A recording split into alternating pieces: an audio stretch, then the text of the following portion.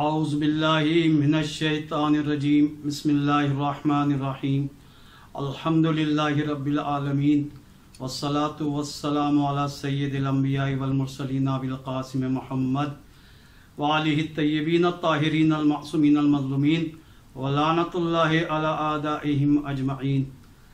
عزیزان محترم، آج کی گفتگو کا موضوع نواب اربعہ کا تعارف، یعنی حضرت امام زمانہ علیہ السلام کے 4 نائب، ان کا تذکرہ کرنا مقصود ہے، ان کا مختصر تعارف۔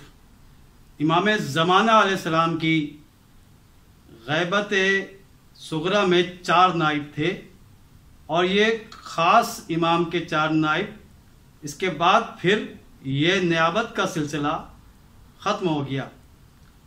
پہلے نائب، کیونکہ امام کی ولادت کی تاریخ 255 ہجری 15 شعبان اور 260 ہجری سے آپ کی غیبت صغرا کا زمانہ شروع ہوتا ہے۔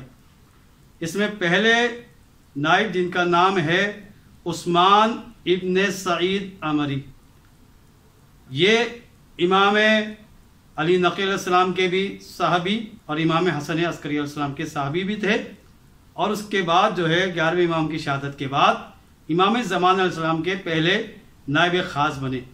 نائب کا مطلب یعنی سفارت کار، سفارتی طور پر یہ امام کے لیے امور کو انجام دیتے تھے، جس میں لوگوں کے پیغامات، رقوم شریعہ کا انتقال کرنا یعنی امام تک پہنچانا، اور آپ رابطے کا وسیلہ تھے امام کے اور لوگوں کے درمیان، مومنین کے درمیان۔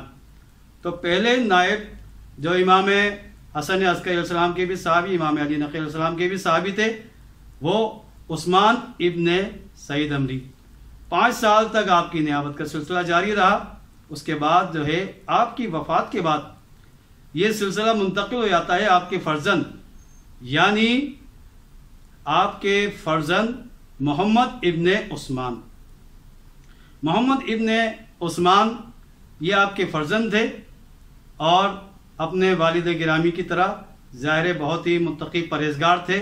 امام کے حکم سے آپ جو ہے امام کے دوسرے نائب بنتے ہیں، اور یہ سلسلہ جو ہے تقریباً 40 سال تک آپ کو امام کے نائب بننے کا شرف حاصل ہے۔ آپ کی وفات کے بعد یہ سلسلہ منتقل ہو جاتا ہے حسین ابن روح کی طرف۔ آپ امام کے تیسرے نائب تھے، اور یہ سلسلہ بھی تقریباً 21 سال تک جاری رہتا ہے۔ اور آپ دیکھیے عزیزان محترم، جتنے بھی ہمارے امام کے نائب ہیں، نائب خاص یا نواب اربعہ جنہیں کہا جاتا ہے، یہ سب امام کے حکم سے جو ہے نائب بنے ہیں۔